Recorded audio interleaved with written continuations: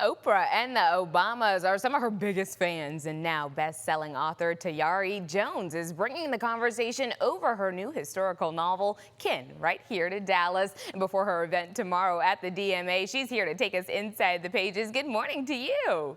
Good morning. So glad to have you with us this morning. So tell us, how did it feel working on a new novel after publishing in an Oprah and Obama endorsed bestseller? Well, the truth of the matter is, I was a little intimidated at the start, but then I just had to just reach inside. And instead of trying to figure out what story I was going to tell, I let the story tell me where it wanted to go. Ah, I love that. Well, you actually had an 8-year break between Kin and An American Marriage. So what happened then? I don't know if I would call it a break because I was trying, and for the first time, I had writer's block. And I just had to take a pencil and paper, just like when I was a little girl, and just write to see what was in my head. And that's when I discovered a story about two young girls growing up in the 1950s in, a small town in Louisiana. And I just became in love with them and followed them on their adventures. Wow, wow. What I noticed about what you just said is that you went back to the basics with Kin, notebook, paper, and pen. So is that where the story of Annie and Nisi kind of come to life, those main characters? I just wanted to find the beating heart of the story. And it's a story about friendship. They're two girls who have both lost their mothers. They lose their mothers, but they find each other. Oh, my goodness. And then they form this instant bond almost and become lifelong friends.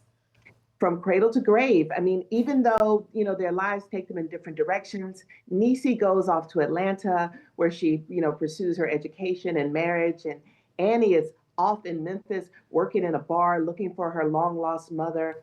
But what bonds them together, their motherlessness brought them together. But I think what keeps them together is your best friends keep the archive of your heart, and you cannot ever be separated from that. Yes, yes, that's so important. The novel actually takes place in the American South during the Jim Crow era, and each of the characters experience systematic racism, excuse me. So how did these experiences have a greater impact on their livelihood and their story overall? I was really interested in the ways that everyday people experienced the 60s and civil rights movement, and the decision to demonstrate or not demonstrate could make a difference in a family and a friendship. But ultimately, everyone wants to be free. It's just that people have to figure out their role in the process. Yes, yes. Okay, so your work often reflects on family and its complications that come with it, but you drew to tell this particular story about Annie and Nisi and what family actually means to them. So what place does family hold in their heart, especially because you said they bond on being motherless?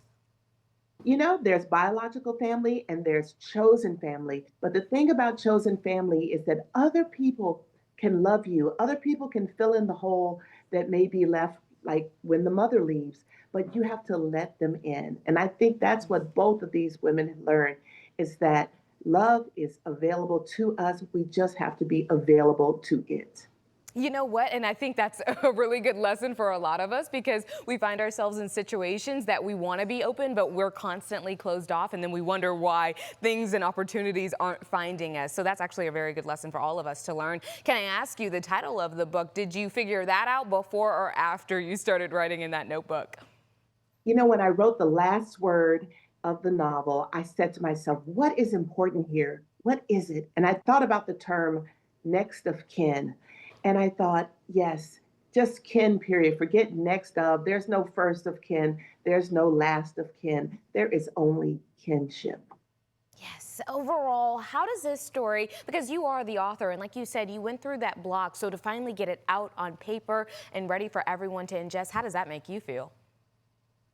I feel like this book was really a gift from above. I feel like it was a gift from the friends I lost. During COVID, I lost three close friends. And I feel like this book was their gift to me, and I'm just so grateful to receive it. Indeed. What do you hope people take away after they're done reading?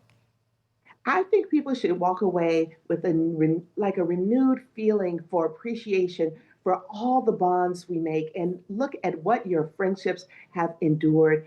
I'd say everyone call your best friend and tell her you love her.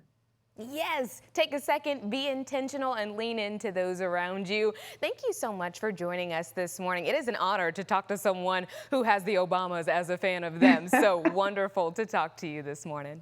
Thank you for having me. This is great.